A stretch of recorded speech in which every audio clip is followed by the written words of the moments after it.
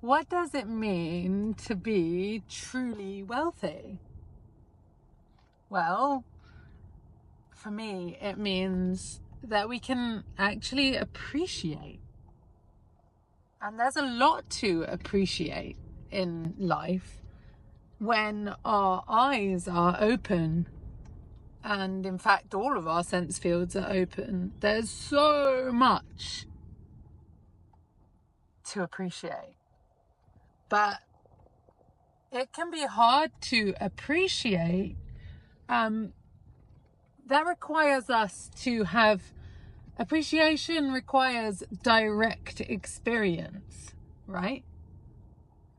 But most of us aren't actually directly experiencing anything because there are too many layers of conditioning. What do I mean by that?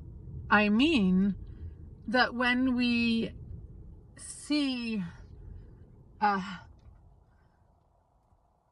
beautiful bunch of, for example, of pink primroses, like I just did in the hedgerow as I was driving along this lovely lane, that instead of experiencing those primroses, what happens is I see the flowers, and that reminds me of this time that I went to a child's birthday party, this is a true story, who had primroses on her birthday cake as a decoration. Did you know that they're edible, by the way? And she had primroses decorating her birthday cake, and at that birthday party, there was a little bit of a dispute because my daughter had taken a Barbie doll to the birthday, well, some kind of doll, plastic doll with inappropriate clothes on for a 3-year-old's birthday party or wherever it was. And then it caused problems and then dispute between the parents and between the children. They all wanted the doll, and I felt shame and I felt bad and I felt like a bad mother. And like, this is what we do all the time, is that instead of experiencing what we are experiencing, what's there in front of us to be experienced, what happens instead is the stimulus in the environment triggers a memory or a response, or like, what happened last time I saw a primrose, or something about the color of the primrose reminds me of so-and-so's dress and that person was unkind to me. And then we go into the story of what happened last time.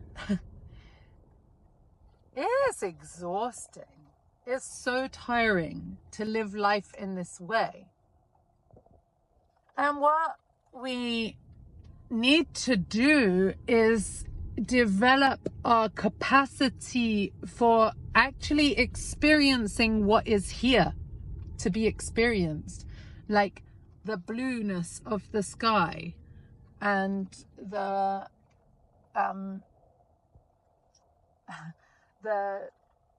thick carpet of wild garlic that coats the forest floor, There's just so much, and the smell of that wild garlic. There's so much to be experienced with our sense fields. But if you find that you're not really able to directly experience what's going on in your life because you get triggered into stories and shame loops and cycles, all this is hang on a second, I gotta reverse. All this is a signal to you that healing is required. All it is information. It's not a cause for more shame. It's just information. It just tells you, oh, I need to heal this. This is something that, if you're getting stuck into loops of shame, have faith because this is something that I have seen many people deal with and heal. Like when you get to the root cause of why you feel these painful emotions, like the shame and the unworthiness, and those are some of the common ones that tend to flavor everything. Yeah, we just start to look for human beings. We have this negativity bias. So when we have these painful experiences in our past and they're unhealed, then we are always looking for more reasons to feel those feelings. I think so that we can heal it. I think that's why.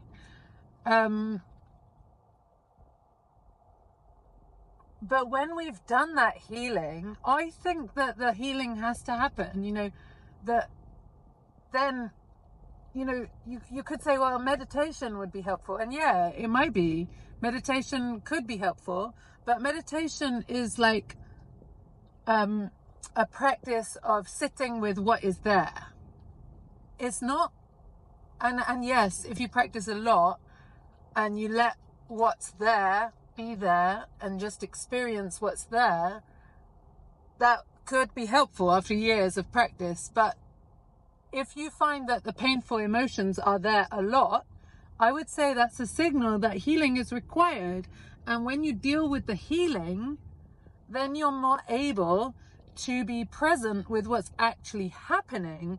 And when you're able to be present with what's happening, and that might be a thing in nature, like I said, just enjoy the colors in nature, the smells, the sounds, or it might be another person, that you actually experience that other person for who they are in that moment, instead of going into the old stories, like reactivating the old stories about the pain that they have caused you. Or maybe it's not even that person has caused you, but somebody who reminds you of that person caused you pain by doing something similar. And so you reactivate this old kind of trauma loop instead of experiencing what the person in front of you is actually saying. Well, anyway, this is all possible to heal. You can heal all of this, and it doesn't need to take a long time at all. You can heal it in a month if you put your mind to it, and certainly 3 months. Anyway, that's what I have to say. That's why my podcast is called True Wealth. That's why my URL is True Wealth with Betty, because I believe that we can access true wealth by healing